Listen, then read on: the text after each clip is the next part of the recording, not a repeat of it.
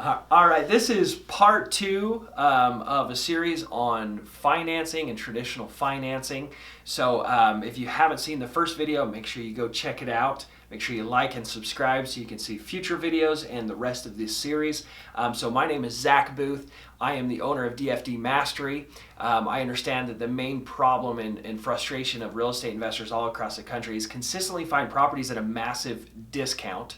And that can be extremely frustrating and just really discouraging.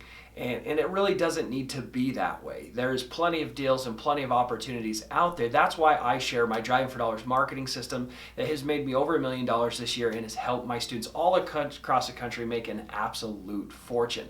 So if you want to learn more about that marketing system, it's very easy. Go to dfdmastery.com, sign up for that free webinar, check it out. If you think it's a fit, sign up, and I look forward to coaching you. And there's also more free content on this YouTube channel, so make sure you subscribe.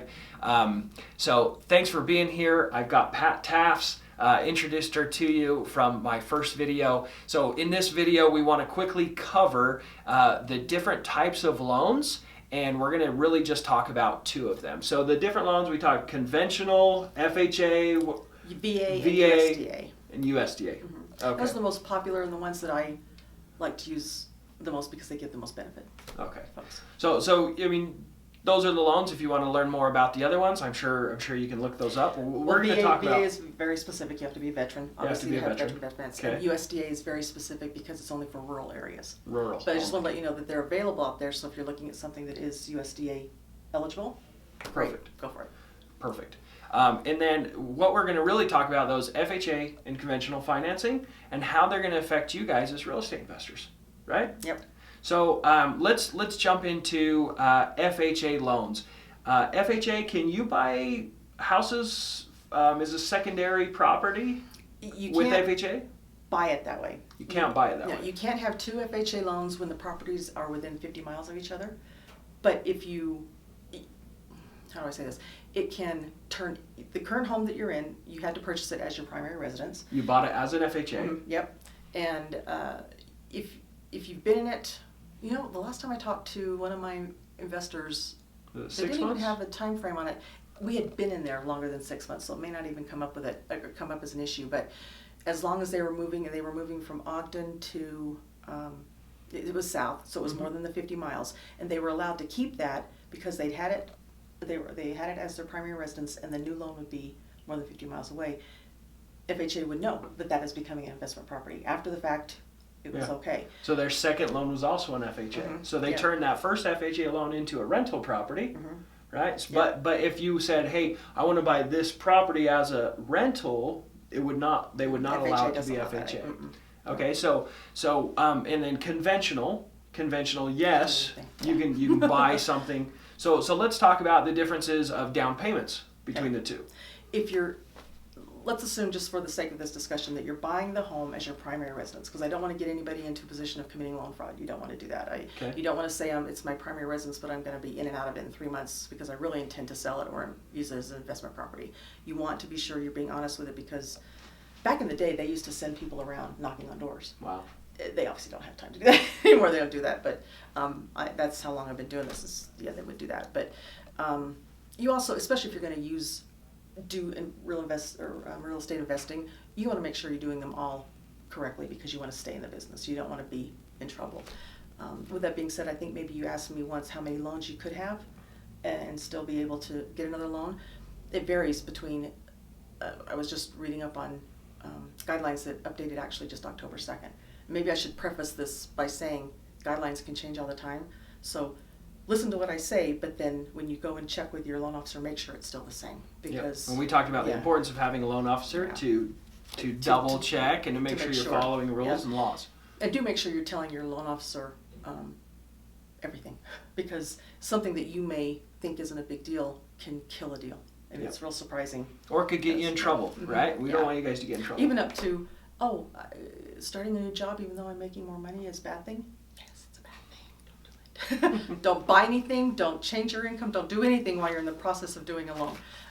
After you're done, we don't care. It's all good. But So let's talk about down payments for. So let's talk about first down payments for primary loan, and then down payments for a secondary And that's where the primary residence thing comes in. Yeah, so primary It's residence 3 down payments for The FHA. lowest you can get on a conventional loan Yep. is 3% if you qualify for the Home Ready or Home Possible loans. Just kind of keep those names of loans in your head. What's the higher amount? So 3% is the 3% low is amount. the lowest that Okay. you can get. I like 5% because it opens you up to all other loan products. Okay. Because all of them will go up to 95% loan to value. FHA, the lowest required down payment is 3.5%. To compare specific parts of the loan, okay? So like FHA is really, really hard on the condition of the home. If the appraisal comes back Well, let's talk about condition in a second. Okay. Let's just talk about just the down payment. So Okay, that's it. For conventional, it's the best is 3%. 3%, and the highest usually is 5%, or could it be even normally higher? It could go up to 20%. Oh, you can put down as much as you want. Okay. But the amount that's required, the least amount is 3. When the least amount for FHA is 3.5. 3.5. And okay. maybe the biggest difference between those, because when you're talking about down payment, one of the things you want to think about is the mortgage insurance, right, that you're going to have. Because if you don't have at least 20% down on a conventional loan, you'll have mortgage insurance. On a conventional loan, it's calculated on you, really. You get to determine what your mortgage insurance premium is, and it's calculated by the zip code where the home is, your credit score, and the loan to value that you're actually looking at on the home. And then the multiplier is based on you. FHA, it's 0.85% no matter what. No matter who you are, no matter your credit score, no matter nothing. So if you 0.85% of the total value of the house amount. Of the loan amount. Mm-hmm. Gotcha. Yep. And I've seen them as low as, even at 5%, as low as like 0.45 on a conventional loan. Because if you have somebody who's got a really good credit score and the area is good and they value that by if the area is decreasing or increasing in value, that sort of thing, it's much better to go conventional. Especially now when rates are so low. You won't have to refinance out of that loan to get rid of the mortgage insurance. It will eventually fall off. Back to FHA, you pay an upfront mortgage insurance premium that's calculated at 1.75%, and then the monthly mortgage insurance at 0.85%. Unless you put, let me make before you keep going, I want them to understand what mortgage insurance is, okay? So, maybe you've never dealt with this before. So mortgage insurance is basically just an extra payment that you have to pay to the bank to insure the loan. And that started back in 2008. That's a long time ago. Long time ago? Do you want me to explain it the way I explain it? Okay, let's hear it. It's really bad. But basically, I say it's an insurance premium that you pay to ensure that the lender will not lose money if you go into foreclosure. Because somewhere back in the 70s, somebody decided that 20% value in the home was a good buffer if you had to take the home back and turn around and sell it. But it's not enough. Who knows anymore? I mean, honestly, it will truly depend on the market. Conditions of market. A lot, with that being said, a lot of mortgage insurance companies went out of business when everything went under in 2007, 8, 9 because they were caught. I mean, and a lot. We have 5 left, 4 or 5. We had a lot back then. So let's not get too much into that. Maybe we just come up with another video. Yeah, there's a whole other video. Mortgage insurance. That's the thing, guys. Is there's so much to this traditional financing, and it's because the government has their hands in the pocket, and there's more so. right, more so, and there's more laws and more laws. It's kind of like the tax code. Right, with one new law, it tweaks this law, and then you go, what about this law? And then they got to make another law, and it's a never-ending evolution of changes that's happening. There are times you find contradictions, and okay, so which one's first? Which one do I have to really comply with to make this right? Because you want to do it right. I promise you want to do this right. That's why you want to have a good team, right? A good that goes back to the first video. So let's go back to the main differences between conventional and FHA. So let's say if it's not a primary residence that we're buying, what is the down payment requirement for? We talked about if it's not a primary residence, you can't do FHA. But if it's conventional, what's the minimum down for a secondary investment property with conventional financing? If it's a home up to 1 to 4 dwelling, which means a fourplex too. Yeah, so a 4-unit or smaller, it is 15%. 15% down, minimum. If it's a condo, that can be up to 25% down also. Okay. So, and different lenders again may have different what we call overlays to where here are the basic guidelines, and I don't know if everybody knows about Fannie and Freddie. They're the governmental agencies that we really use all of their guidelines because ultimately a loan may be sold to them, so you want to make sure it's compliant with what they need. So everybody uses those guidelines to begin with, and then lenders will put what's called an overlay on top of that for things that they require for the loan to be done. And maybe Fannie Mae would accept 20% down on this, but the lender's like, we want 25%. It's an investment property, and the reason the down payment is there as a higher amount is because it's riskier. If you have a primary residence and an investment property and things start to go south, what home are you going to let go? Right. You want a roof over your head. Yeah, they avoid that risk. So, exactly. So there's a strategy called the BRRRR strategy that I've heard about from Bigger Pockets, and I actually did this. So my very first property that I purchased it with conventional financing, mainly, and we'll talk about why, because it didn't fit, the criteria for FHA for condition of the house, right? There was water in the basement, there was FHA is very, very, very strict on condition. Yeah, so we'll talk about that. But anyways, I bought that first property. So I bought it, right? BRRRR, B-R-R-R. So I bought it.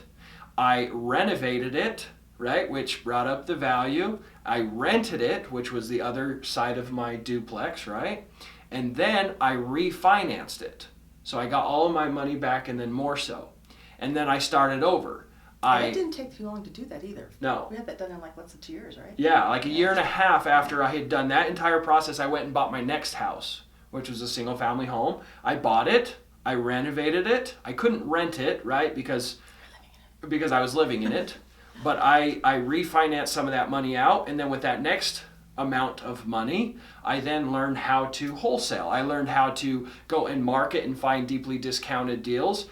And that's how I came up with the money. That's how I ultimately paid off credit cards for the coaching that I received, how I was able to pay for my marketing to find deeply discounted properties and what I teach people how to do. And so that is a great strategy to really start getting traction. Well, you basically bank yourself.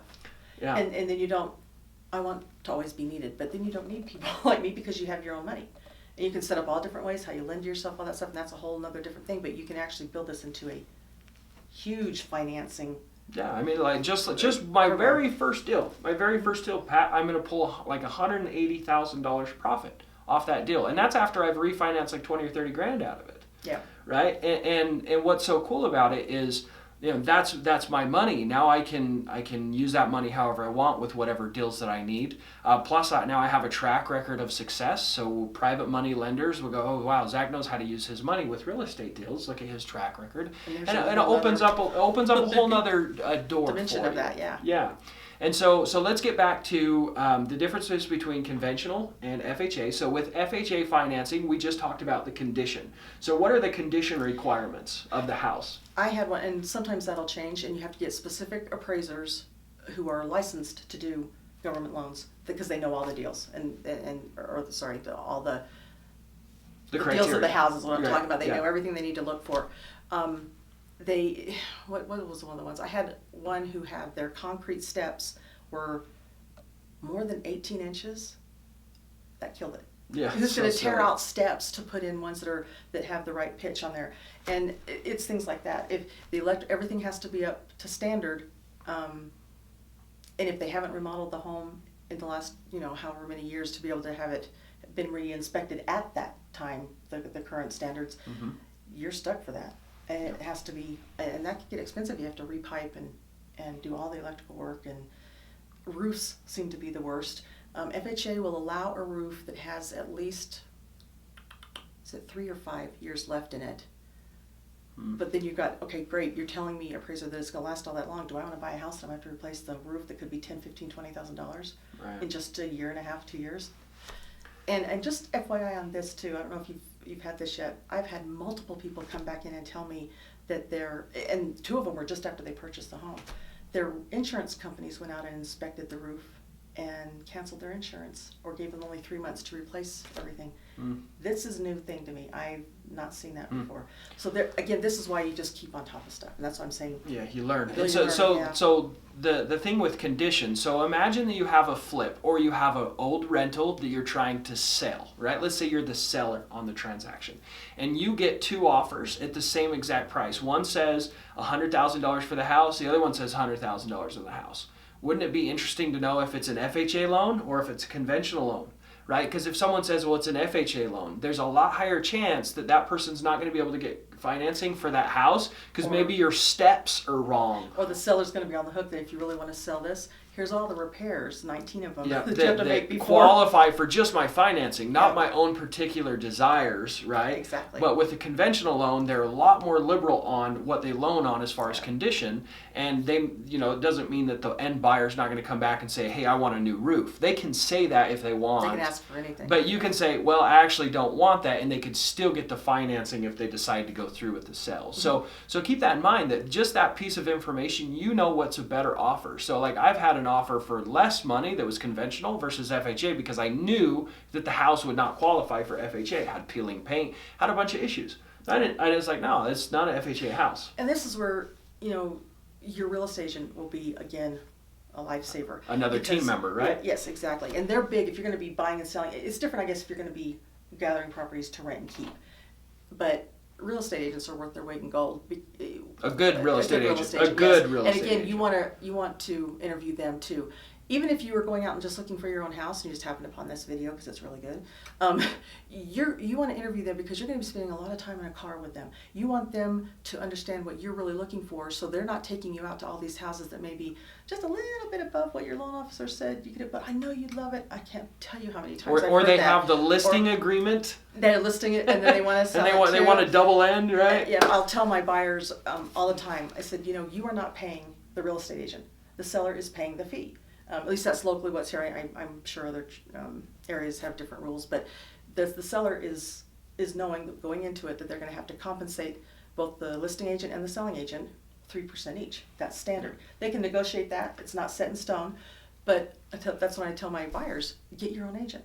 Yeah. Because it's really hard. I've known a few agents who are able to serve both sides and split down the middle, but you have to be very open with everybody about that, and it can be a little difficult. When you have two agents involved, they're the ones that do the negotiating for you. You tell them, your agent, what you need, what you can do. They get with the other agent and work out the deals of the contract. And that's another thing we do a whole thing on contracts. But if you're not going to do it a lot. Let's get back. That was my fault. Mm-hmm. We got on another tangent. We'll talk for hours. Like I went and deposited a check the other day. It's like, hey Pat, how's it going? It's like an 30 hour. minutes disappeared. Yeah, it's like because as you know, I obviously we tend to talk both and we we just both get talk off way on. too much. But that's the nature of this beast, though. That's why this can be so interesting, and you can do it forever because every single deal you do is going to be different. Yes, It's going to and be you're exactly gonna the learn. same, but it's Every going to deal be different. is a learning curve Yeah. because you're gonna confront new problems, and that's why it's so awesome to have someone that can educate you on processes. And So keep is you there up on any things, yeah. other differences before we end this video between conventional and FHA? Oh, there is one that I was thinking of. Let's say someone flips a house and they want to go resell the house. Oh, okay. You got to keep in mind that there is a Yeah. time period that you have to own the house for the end buyer to qualify for FHA.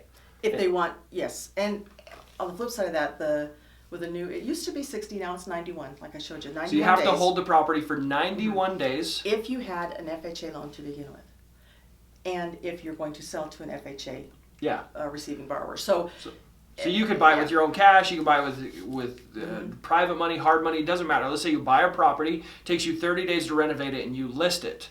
You're only going to be able to list it as qualified for conventional financing because you've owned it for less than 91 days. So that's one of the big differences, and keep that in mind. And that's how it'll affect real estate investors. Is that rule? And again, back to the real estate agent, if there are certain things like this, it should be listed in your multiple listing so that somebody can look at it and say, when you see a house that says cash only, you know it's not going to qualify because of the state of the property. Yep. But that's a real plus for you if you're looking for dilapidated properties that you can actually go in and do this with other cash. Yep. So that's an easy telltale sign when you're looking at properties. But a good agent will list it on there so you don't have to go through like 19 people who 14 of them can't even qualify because they need to go FHA and you've had this house for 64 days. It's not going to work. So it's very helpful to have all the information you can have up front, and that's just being honest about everything. I think some people think, God, I don't want to limit how many people will come see my house, but at the same time, you don't want to have to go through all of this over and over and over again for no reason. You're not going to be able to sell it anyway. Right.